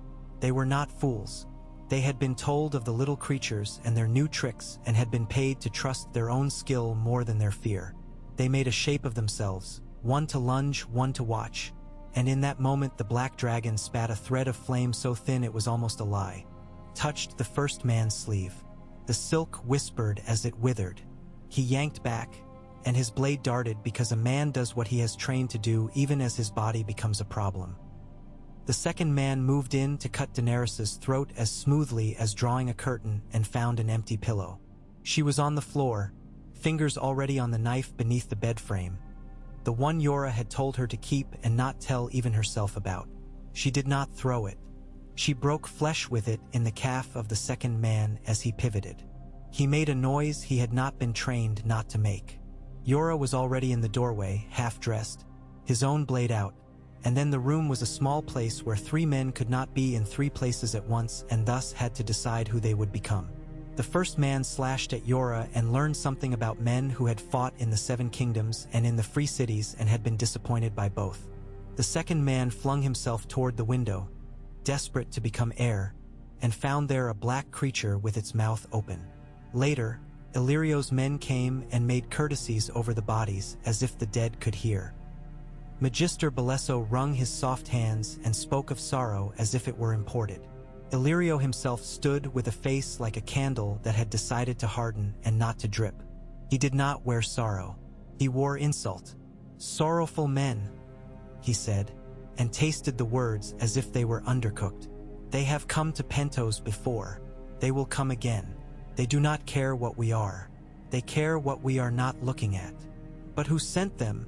Yora said, wiping his blade with a care that did not quite hide the tremble in his fingers. "The Qarthine warlocks," Illyrio said promptly, "because it would be good if it were true and because it might be. Or a magister in Lys whose cleverness rebukes him in the mirror. Or a man in King's Landing who thinks a rumor costs nothing to kill and enjoys learning that it costs more. The House of the Undying has long fingers and a short reach. This," he gestured, and a slave covered the nearest face, "is the price of being a direction instead of a place." Daenerys stood with the dragons flaring their necks to make themselves seem larger than honest use required. She felt the night press itself against the windows as if it wished to enter and see the damage done in its name. She did not shake. She had shaken once, and it had pleased no one. "Then they have seen me alive," she said, "and the next men sent to kill me will be sent by masters who know enough to fear fire. Thank you for your bath, Magister. Tomorrow you will find me on the fields." Illyrio's mouth made a shape of protest and then of calculation so naked he was not ashamed of it. "If you think you are safer with your people, you are right," he said. "If you think you are safer where my cooks can see who eats, you are also right. I will send twice as much food to the fields and call it church." The dawn found her on a canvas stool in the center of Jhaqo's camp, with Dothraki men measuring her with the long stares they give to horses that have survived a cut too deep. Jhaqo listened to the story with a stillness that made the air around him seem to fear movement. "They sent men to kill me," Daenerys said simply when she had done with the telling. "They will send men to kill me again. They will send men to kill the dragons. They will send men to kill you, because they will understand that you stand near me and make me heavier." Jhaqo's eyes went to the dragons one by one and came back to her. "Then we should move faster," he said, "before they can finish their breakfast." She felt something like pride in him then, hard and shining and unfair, the way a man feels about a knife that he has come finally to understand. She reached to touch one of his bells. Her fingers did not quite make contact. He did not step away. They moved the Khalasar east of the fields to a place where old orchards had given up and grass had taken their bones, because the Pentoshi did not enjoy living with men who would occasionally decide a tree had been impolite. Illyrio's wagons came daily like penitent creatures, spilling grain and salted beef and cloth and wine and oil for lamps and for hair. He came himself some evenings, sweating and glowing and walking like a man trying to teach his body a new gait, and sat under the striped pavilion and told stories about how much easier everything would be when the sails all said the same thing. In the camp, Daenerys made herself a queen in small things. She saw to the fair apportioning of food. She took time with women newly delivered of children. She put a dragon beside them and watched their fear turn to laughter like an herb melting in soup. She held courts at dusk and let men bring their quarrels to her and judged with a weight that made even those who lost nod once and go away without muttering. She made Jhaqo listen sometimes, though not often, because a man accustomed to saying yes or no with his belly will not easily learn the music of maybe. Mago played a game of patience and insult. He came late when summoned and early when not. He wore contempt as if it could keep rain off. He tested boundary after boundary and found that some cut and some did not, and refused to remember which were which. Twice he came to her tent at night and stood outside, breathing his decision. Twice Jhaqo's voice sent him away with a scorn that did not quite hide the knowledge that a Khal who must speak often to keep the knife in its sheath is a Khal whose hand remembers the knife too well. Yora took the horse's measure when he could and the ship's when he must. He met captains whose faces were maps of seasmen do not bother to name and counted hulls. He wrote names on a scrap of vellum that had once bragged about olives and made the letters march into neatness just to show the world it could be made to. He came at evening and told Daenerys where the tides would be when the moon grew a new edge, and she half listened and told him, in return, which men were ready to bleed for idea and which for coin. Her dragons learned the city by scent. They found the stinking alleys where fish died in the sun, and the plazas where the smell of new bread wove like a guarantee. They hunted pigeons and then decided pigeons were beneath them and went to the river to study herons. The black one scorched the hem of a silk robe Illyrio's cousin had bought that morning to be admired in that afternoon, and the man smiled as if he were not furious. When Daenerys walked through the market with a dragon on each shoulder and one in the air, sell. Heirs pressed things into her hands and then tried to charge her for them, then remembered what they were pressing into the hands of the mother of dragons and charged her half because there is always a number between fear and greed. Sometimes at night she sat with Jhaqo at the edge of the camp where the lights of the city made a false dawn at the horizon. She told him the names of the castles men built with rocks and with each other. He told her about the way a horse learns to hate a man and what you must do when you find that happening. She said west and saw him flinch inward as if the word had grit in it. He said raid and saw her eyelids lower over a thought. Take the Stepstones, he said finally, as if spitting a bone. Set an island on fire and call it tribute. Make captains pay to pass. It smells like something I can ride even if I cannot put an Iraq into the water. She turned the idea in her hands like a coin. It makes enemies of everyone who floats, she said. But perhaps they are already enemies, and perhaps I would rather choose the time they decide to remember it. We choose the time, he said. The sea chooses the day. The plan grew like mold in warm bread, soft at the edges, invisible until it was not, inevitable once it was seen. Illyrio introduced her to men with ships who had problems more pressing than morality. They came with hats shaped like their cities and their vanity and offered numbers which, when added to other numbers, became boats and oars and decks that would hate the weight of horses. The Golden Company did not come. It sent a letter with a hand that wrote as if it had more to say and had learned not to. The Second Sons sent a man who was all grin and calculation, who boasted with honesty about the number of fights he had won and lied with equal honesty about the number he had lost. Daenerys smiled at both and bought neither yet, because food tastes better when you know you can eat it tomorrow too. In the third week after landing, when the moon had gone from sharp to spoilt and back again, a procession from the Greenblood came up to the fields. All riverborn grace and fabrics dyed with the colors of sunset seen through bad wine. They were orphans of the Greenblood, and their master of rafts sought a word with the foreign queen who would not leave the river alone with its secrets. He carried himself with the calm of a man who has learned to forgive insult by anticipating it. We bring you gifts that will not last and therefore will be remembered, the master said. A basket of pomegranates, a pitcher of river water that tasted faintly of iron and stories, a small child asleep in a swaddling of linen striped with blue. We bring words too. The Greenblood cannot be owned by a city, cannot be pushed, but it can be made unhappy. And when it is unhappy, it makes men unhappy in ways they do not always recognize as rivers work. Daenerys drank the water because courtesy is cheaper than war and tastes better. We do not wish to make the river unhappy, she said, and the black dragon, bored with the fruits, prowled the edge of her shadow as if considering whether it might hunt it. We wish to cross water, not trouble it, and then to move much blood elsewhere. The master's smile was like a knife wrapped in cloth. If your blood moves across the narrow sea, he said, some of it will fall into the Greenblood when it returns to us. Blood remembers its road. We do not choose kings, but we remember queens who were kind to us. It is a thing to put in a boat. They left her with a sense that she had just been judged by a court that had not told her its laws and that she had narrowly been found acceptable. Yora watched them go, rubbing his jaw with 2 fingers in a way that meant he had filed something away. Illyrio's final gift to her was a night of singers and little cakes shaped like boats, eaten with fingers that had stolen nothing else that day. He came, at the end, to the edge of the pavilion where the Dothraki had gathered to watch their children nerve themselves to touch the green dragon's tail. He had the expression of a man who is almost, but not quite, moved by his own generosity. The ships are ready, he said. The Stepstones do not expect you, which is the best way to find a place in them. Traders have been told that their safety has acquired a price. By the time they decide not to pay it, you may already be deciding whether you need their coin. And when I do not need it? She asked.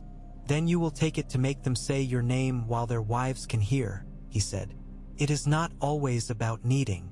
On the day they left Pentos, the weather had the expensive smell of rain that would not fall until after the rich had reached home. The Khalasar moved with a fury that made the fields seem too small for it. The horses felt the sea coming again and wanted to bite. Daenerys spoke to them low as she passed, hand on flank, breath into ear, learning the particular shape of each animal's fear the way she had learned the shapes of men's. Jhaqo had oiled his hair and braided a new bell into it that glinted like a promise. Mago watched from his saddle and made his mouth ugly with patience. On the docks, Illyrio made a show of not embracing her because it would not have been believed if he had.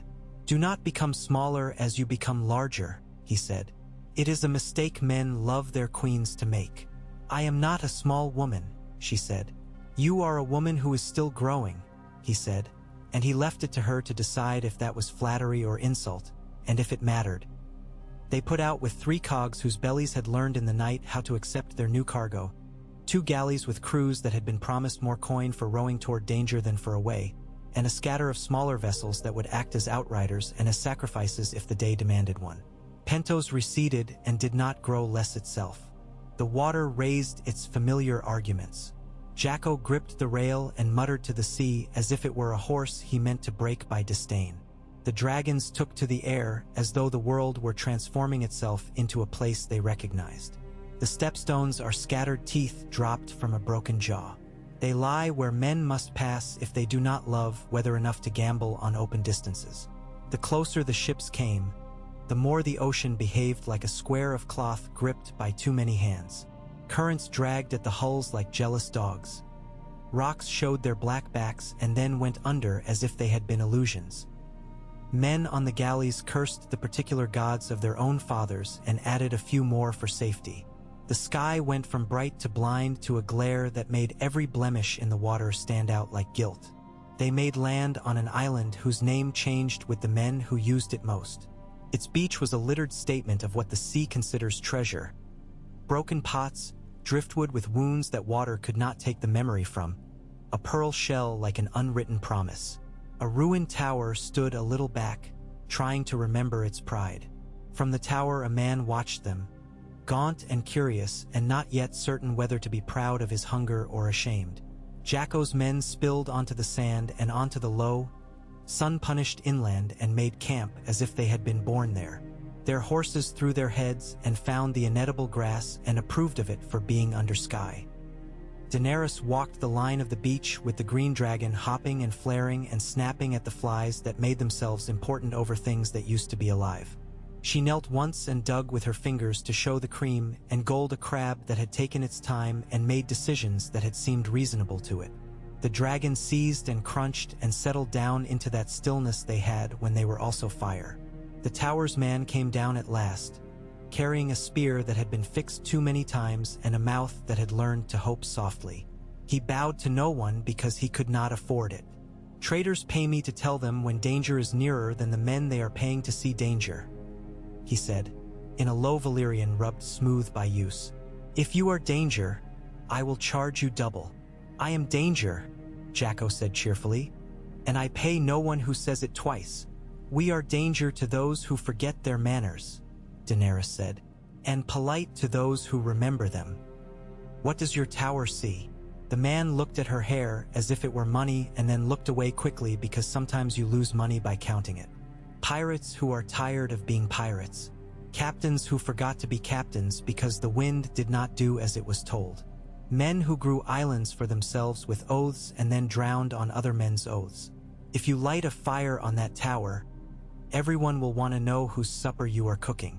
Then we will light many fires, Daenerys said. Enough that men will think the island itself is hungry. They did. By dusk there were 3 braziers on the tower's top, and their orange tongues spoke to the horizon, and 3 more along the ridge that looked down at the harbor they had chosen for their own. Sails moved in response like eyebrows. Small, nervous craft came in at the scent of possible trade and went out again at the smell of horse. A fast sloop with a split, Dark sail hung off, watching, taking notes for someone else. The galleys settled at anchor as if they had been told to practice patience and had surprised themselves by finding they had some. That night, when the brazier flames found all the moths on the island and set them spinning, when the sea hissed its mild objections and withdrew them, when the dragons took the air and became, for an hour, the very idea of freedom stitched to hunger, Daenerys lay on a wool blanket with her head on her arm and tried to hear what the Stepstones were saying to her. They had been way stations for smugglers, graveyards for nobles, hiding places for princes who forgot what their names were worth, banquet halls for gulls. They were good for making a thing out of nothing and nothing out of a thing. They would do for a beginning. Yora came and sat with her, spine against the warm rock. He had the look of a man tallying losses he had not yet suffered.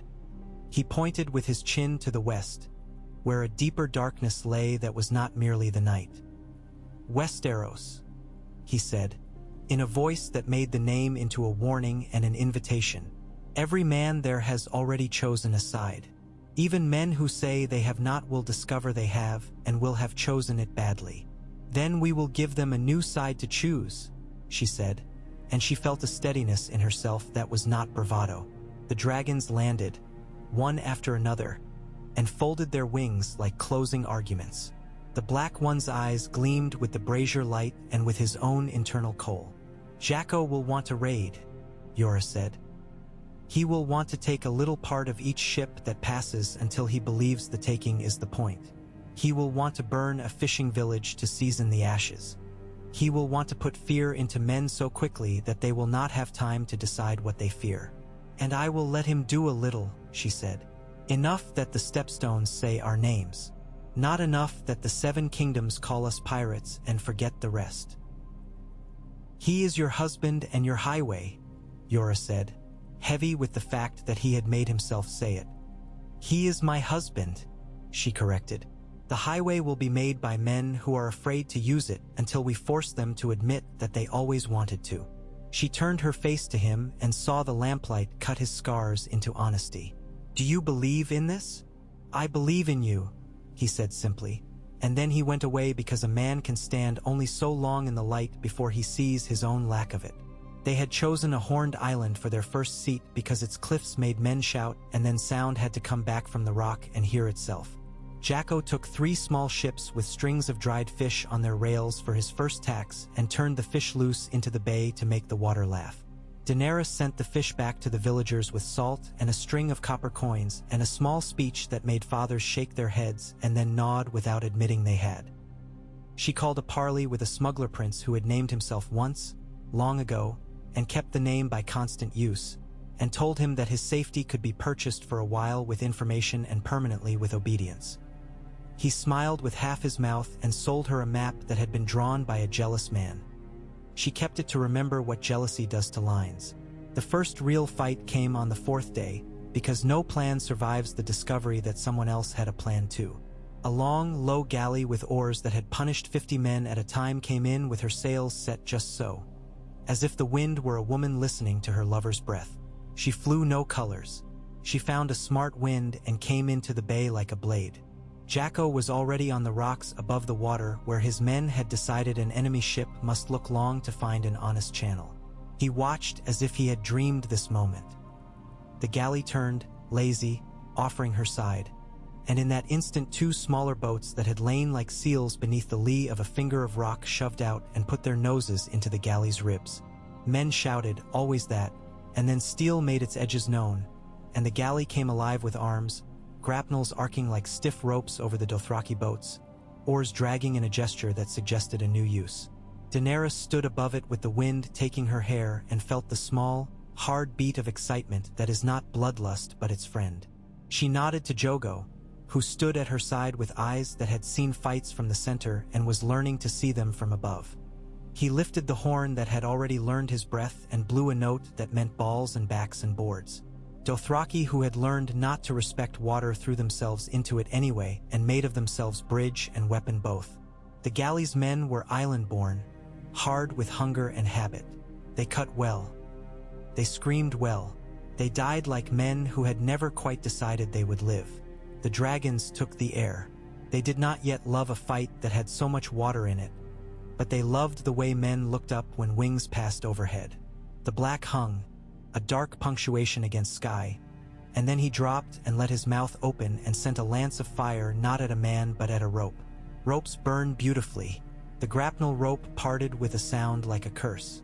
The smaller boats surged and fell away and then surged again when men found their arms were still attached and that this could be a reason. The cream and gold seared a shield and the hand behind it. The green found hair and declared a small, bright victory.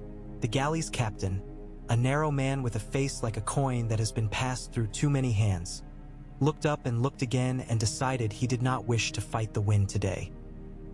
He found his oars, his men found their rhythm, and the ship slid away, backpedaling into water that lied for him about how shallow it was. Jhaqo hooped the way a boy who has broken his first colt whoops. He ordered men to help drowning enemies reach shore and then laughed at them as they coughed precious lungs onto the pebbles, because mercy felt like a bell he would wear for the day to hear its sound. Daenerys sent bread and wine to the men who would accept it and watched their faces change around the edges of their mouths, where gratitude and hate share a border that has always been fought over. She stood on the rock and let her dragons return to her, each heavy and vibrating with their private joy.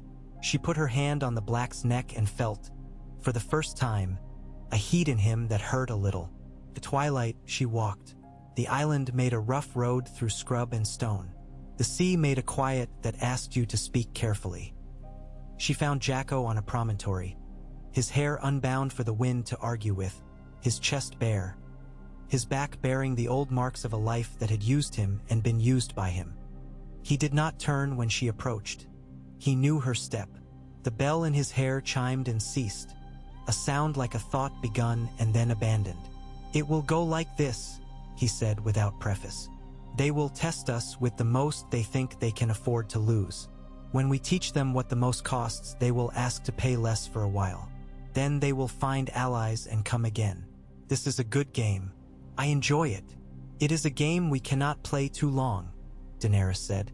"If we stay here when the year turns, they will have time to remember all the things they have in common. Men who hate each other learn to love when they both hate the same dragon." He glanced at the black one with something close to friendliness. "They will not love long," he said. "Men are bad at that." "Then we move before love can gather them," she said. "We make a wound and then we move toward where the blood runs from." He looked at her then, really looked, with the stillness he brought to a horse that has decided it will bolt just to prove it can. "You speak like a Khal, on a rock over water," he said. "If the gods are watching, they are confused." "Let them be," she said. "They have had their turn." The days fell into a shape that could be carried. The Dothraki rode the island as if it were a little plain and learned the tricks of land that ends, and some mocked it and some liked it because they had always wanted a world small enough to be owned in an afternoon. The ships learned to move in concert under a sky watched by things that had never been on a mast before. A flag was chosen, white silk that caught light like water, cut with 3 twisting forms embroidered in black and green and pale gold. Men saluted it and could pretend they were saluting cloth and not what moved above it. Riders from other islands came to negotiate, some with a swagger that reminded Daenerys of men she had liked in spite of wisdom, some with the humility of those who had been whipped by too many masters and had learned to love the lash for its predictability. She made terms: tribute in coin for passage, tribute in information for peace, tribute in fealty where she could smell the desire for it. Those who refused were given a demonstration of what a dragon's breath did to the fat pitch of a tarred rope, how quickly the pretty blue flame grew cruel, how fast water boiled if it tried to cover such a thing. The first letter from Westeros that did not come via Illyrio arrived rolled in lead and sealed with wax bearing a sun and spear done with the quiet certainty of men who do not believe they need to shout. The hand was measured and held its temper like a knife. It offered neither alliance nor insult. It offered a conversation, conducted by intermediaries floating on the green blood, stamped by the patience of Sunspear and the mathematics of revenge. Daenerys held it to the light and saw the river through it. She blew out her breath and sent back a word to the master of rafts. "Send me a raft so wide a king might sit on it without fear of falling." He sent one hung with lanterns and stories, and on it a woman with a voice like dusted velvet, who named herself with 3 names and claimed none, and they spoke until the lights burned to wicks. The Rhoynar in the woman's face smiled once at Daenerys and did not smile again. Letters went back to Sunspear. A promise went nowhere and sat there waiting to be assigned a home. Yora brought her news in handfuls. The Blackwater had been fought and turned to steam and ghosts. A red woman in the east had birthed a shadow and then stolen a king. A wedding in the west had made marriage into a new species of murder. The north had learned the cost of kingship and was counting. The capital had remembered every vice and invented a few new ones, just to keep itself from becoming bored. When he spoke of it all, he watched Daenerys' face as if it were a sea on which he had thrown a bottle and hoped to see it returned. "Chaos," he said once, and he did not mean it as warning but as weather. "Room," she answered, and did not mean it as permission but as measure. On the 7th week, when the braziers had grown bored with the moths and were feeding instead on damp wood and the jokes of men, Mago went where all stories had anticipated he would go. He found the boy who minded the dragon's meat and told him a story about needing something from the store tent. He found the guard at the tent flap and told him a story about a message from Jhaqo. He found the ropes that tied the sacks, and the knots in them found him, and he was clumsy with their language because he had not been present when it was invented. He cut them because a knife answers when it is called, and made a sack move with more meat in it than it had started with, and then he made his face into a thing he had practiced. Innocence made ugly by a life that had not been gentle. He reached for the small, fierce body of the green dragon, who had chosen that hour to sleep with his mouth open, dreaming of boiling water. The dragon's skin was hot and good to the touch in the way of stoves on a winter morning. Mago had lifted it, as one lifts a child that belongs to someone else and will therefore teach you something refreshing about yourself, when something caught him under his chin and pulled up. It was Jhaqo's arak, the curved blade making of his throat a narrow thought, firm and sustaining. Jhaqo's face came with it, not angry, because men who are angry become bad at things, and he was not bad at this. Behind him Daenerys stood with the black dragon's head raised to her shoulder, the creature making a sound that meant entirely different things to the 3 men present.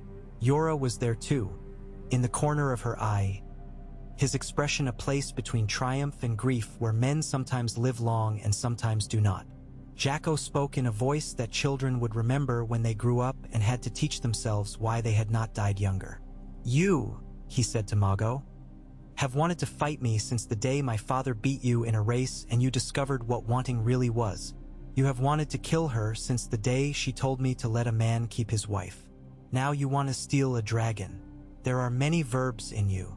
Mago sneered as much as a man can while being touched by steel under the jaw. "She made you small," he said, because he could not help it. "You tie your horse to her belt. You ask her before you piss. You." Jhaqo moved the blade so gently no one saw it, and the next words out of Mago's mouth were wet. He gurgled and found that sound to be surprisingly final. He reached up as if to catch words falling from his throat and held them uselessly. Jhaqo let the blade out and the man fell in that slow, soft way men fall when they have not had the time to discover rage saves nothing. No one spoke. The tent cloth whispered to itself, bored. The green dragon woke and hissed purely for the pleasure of it and then fell asleep again because sleep was more useful. Jhaqo wiped his blade on Mago's sleeve and then on the sack that had been cut to disguise the cutting, and then he looked at Daenerys with a question nailed to his mouth that he did not ask. She did not thank him. She did not rebuke him. She nodded once, a motion that might have been acknowledgement and might have been a woman keeping track of her tallies, and she said to Yora, "Throw him to the sea." Jhaqo laughed and shook his head. "No," he said, "throw him to the Dothraki." He lifted his chin. "Let every man put a hand on him and know what happens to a man who thinks his own hunger makes him taller." They did, because men long for lessons even when they do not wish to admit it. Mago became a story by morning. It got better with telling and worse with memory. Jhaqo wore no new bells for it. He did not need them that day. The wind shifted and came from the west with a smell like old iron and green wood. Men stood unaccountably straighter. Weeks later, when the moon had gone thin again and Yora's beard had gone to itch and Wenda the White Fawn, a sell-sail who had named herself in a mood and found no reason since to change, brought news of a convoy forming in the lee of Bloodstone. Lycian galleys heavy with dyes and girls and wine and 20 shielded merchants who thought coin could spoil in casks if not aired regularly. Daenerys took the step that turned the Stepstones from a perch into a springboard. She called her captains and her Khal and her Khas and made little ships in the sand with shells and pebbles and let men move them with their fingers until even those who admitted no joy in such games had begun to enjoy themselves. She smiled when someone laughed at a joke she had not heard and frowned when a man tried to move the water with his hand and not with a ship and found himself shouted at like a boy. They went at dawn. The water lay like a thing tired of acting and wanting to see how good men were without it. The galleys lifted their oars in a greeting that could be turned into an insult at any second. The little outriders skittered like insects that have made peace with their ugliness. The dragons rode low and quiet, shadows in search of their own substance. Daenerys stood on the prow with one hand on the rail, and the wood beneath her skin felt like a promise. When they reached the lee of Bloodstone, they saw what every rumor had described better than the eye could have done. A clot of ships unready to be what they were, some with sails still braided, some with decks still littered with the living aftermath of last night. Men with eyes like coins flitted, measuring cost and cause. The Lycian galleys were fine-boned and preening and late to recognize that beauty is an invitation to harm. The merchantmen sagged with their cargo's weight and wore the embarrassed look of fat men at a dance. Jhaqo raised his arm and dropped it. The oars bit. The ships leapt like hounds. The Dothraki screamed a sound that belonged to land and learned, to their pleasure, that it belonged to water too when enough men agreed. The black dragon arrowed ahead and tore a line of fire along the square sail of the nearest galley, turning purple silk into black, then into nothing. Men scrambled and fell into the sea and came up astonished at being wet and then died because swords do not leave men time to be astonished for long. It was not a battle as men who write histories describe battle. It was a series of decisions made under duress by men angry that their day had been changed without their permission. The Lycians fought where beauty was an impediment. Their painted shields caught fire pleasingly. The merchants discovered that coin may be thrown but rarely at the man with the knife. The Dothraki learned that boarding from a low boat onto a high one requires using your teeth, and that men falling from high to low make satisfying sounds. The dragons learned that the smell of burning wine is good, but that drinking air thick with it makes them swoon a little. Daenerys learned that fear and joy live in adjacent rooms and visit one another without knocking. By midday it was done. The convoy broke like a rotten log under the axe. Smoke crawled on the water like a thing that had decided to be a god and to be worshipped, then remembered it had no temples and sank in embarrassment. Jhaqo stood at the rail with a grin bound to his face. He counted spoils with his eyes as if they were bells already bound into his hair. Men laughed with their mouths full, which is always ugly. Those who had been slaves 2 days before sat on the deck with their wrists raw and looked at Daenerys as if she had changed the shape of their hands and they had not noticed. She had the captains brought before her, not the slaves, not the oarsmen, the men who owned things and had thus thought themselves free of cause, and she told them what their choices were: coin, pledge, message, anger. Men made brave by being cornered tried to spit on her and could not find enough saliva. One tried to strike her and struck Yora's blade instead, and learned, in the last 3 seconds of his life, what regret is capable of. The others listened and bowed and called her your grace or my lady or a name she had not used since a man who had been her brother had died in a way that made her both glad and guilty and never sorry. At night the dragons gorged and then lay bloated like snakes. Jhaqo sent for her and she went. He lay on blankets that had been stolen from 6 places and set one foot on a chest he had not yet opened because pleasure delayed is sometimes better than pleasure taken. He reached for her as one reaches for water, and she let him draw her down because she had learned that sometimes your own body is a bridge to where you need to be. After, he lay with his head on her belly and spoke without the arrogance that he used when the day was watching. "You will leave me one day," he said. "You will leave this." His hand made a motion that took in the bells and the blood and the horses snoring and the water and the black shape of the tower with the brazier eating moths. You will go and sit on your chair that cuts your skin, and you will make men kneel not because they love you but because their mothers told them to remember how. And you will be lonely. I will not be lonely, she said, not lying exactly. I will be something that does not allow the word. You will be a queen with a Khal's heart, he said. You will be a man in your anger and a woman in your joy. I am not good at being left, but I am good at being remembered. She took his braid in her hand and felt the bells tick the skin of her palm. And you? She asked softly. What will you be remembered as? He laughed low. As the man who married the fire, he said, and did not get burned. News moved on the water like oil. Thin at first, invisible unless you knew where to look, then a sheen, then the light proving it in every ripple. For islands paid passage within a week. 2 more sent boys to count his men. The Lycians swore by their blue-haired gods that they were insulted beyond endurance and then endured. A raven came to an old fisherman on Sugdar, and the old fisherman did not know what to do with it and sold it. And the letter went with the bird to a man who had always wanted a letter. In a hall of pale stone in Sunspear, a prince read with one hand and held another letter under the table with the other. In the Red Keep, a woman with hair like a threat read a report written with born arrogance and made a small, tight smile. On Dragonstone, a man looked at ashes and did not know why he felt colder than the ash warranted. When the first storm of the season rolled up the narrow sea like a rogue animal, men tied everything that could be tied and prayed to anything that could be asked to listen. The Dothraki, who had learned not to pray to water, kept their eyes on Daenerys and did what she did. She stood on the cliff with rain making her hair a whip and lifted her arms and let the black dragon land there and scream, matching the wind. She was soaked and blood-warm and exactly where she meant to be. Her mind had begun the work of laying planks to the mainland. It did not matter which coast received her, not yet. All shores are simply the underside of the same sky. All men simply the underside of their own vows. She slept little. She listened to the sea grind the rocks into honesty. She listened to men's voices when they did not know they were being heard and weighed them in her palm like fruit.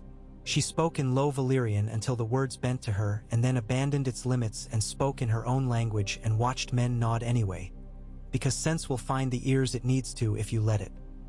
She dreamed once of King's Landing, the long high hill with its antlered ruin, the red walls running hot, the throne a stain of turned swords, and woke with her teeth clenched and a dragon feathering her cheek with breath. Yora brought her a piece of the chain that had been raised across Blackwater Bay to stop a fleet and had stopped a fleet and been burned, hauled up by a fisherman and sold to a swindler and sold to a priest and sold to a whore who had wanted the weight of it. It was pitted and black and heavier than she thought even after Yora had told her its weight 3 times. She held it and did not need the story to know what it had been made for. She handed it back. You should keep it, Yora said. I will keep something else, she said.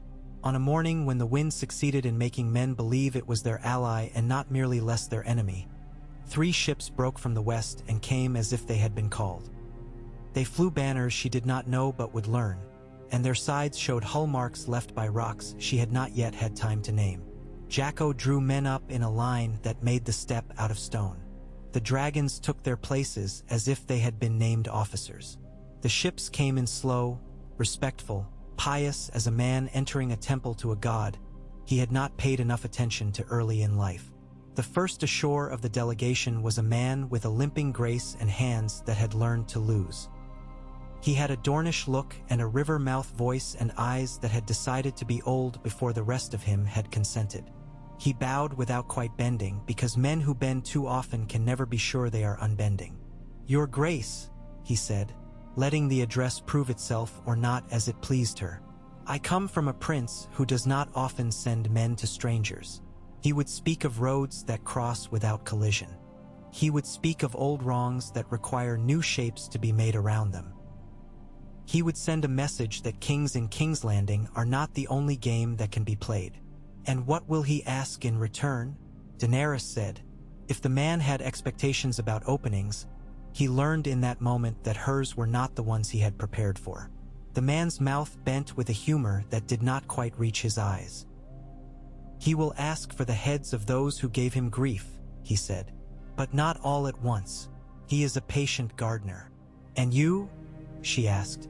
I ask for a drink of something that does not taste of mast, he said, and the Green Queen laughed with something like real joy, and beside her Jhaqo smiled because he felt the moment shift like a horse stepping out from under a cloud. They gave the man wine and shade and the sight of 3 dragons standing with their wings half flared, making the air admit its temperature. They gave him a promise to bring herself to the Greenblood, to sit on a raft built for visiting and discuss the mathematics of thrones with a man who had proven he could sit and wait without being moved by his own boredom. They gave him a ship full of cargo that had been too sinful to unload in Lys and a note for a man in Volantis who owed Illyrio 2 stomachaches. He gave them a map of a coastline written in careful ink, with a mark where a cove lay hidden by rumor, a place where small boats could kiss big seas without being seen. After he was gone, after his ships had healed and picked up the wind and slid toward the place where men tell their lies to the horizon, Daenerys stood on the rock again and watched the sea make its slow, huge jokes. She felt the shape of everything ahead of her not as a path but as a series of rooms she would have to pass through. Some would have doors. Some would have walls to be made into doors. Some would require fire. She had fire. She had learned to open and to close hand and mouth and heart.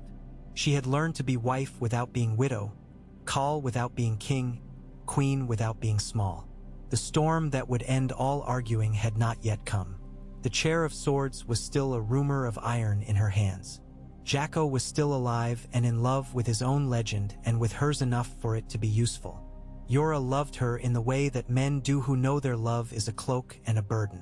Illyrio fattened himself on the fact of her and would sigh in satisfaction when he learned of her next move. The dragons grew, and with each day their bodies made a little more sense of the world and their world made a little more sense of them. Night fell and the braziers are bright because men needed them more than moths. The sea breathed. In the camp, somewhere not far, a child laughed in the sleep it had won by screaming itself honest earlier.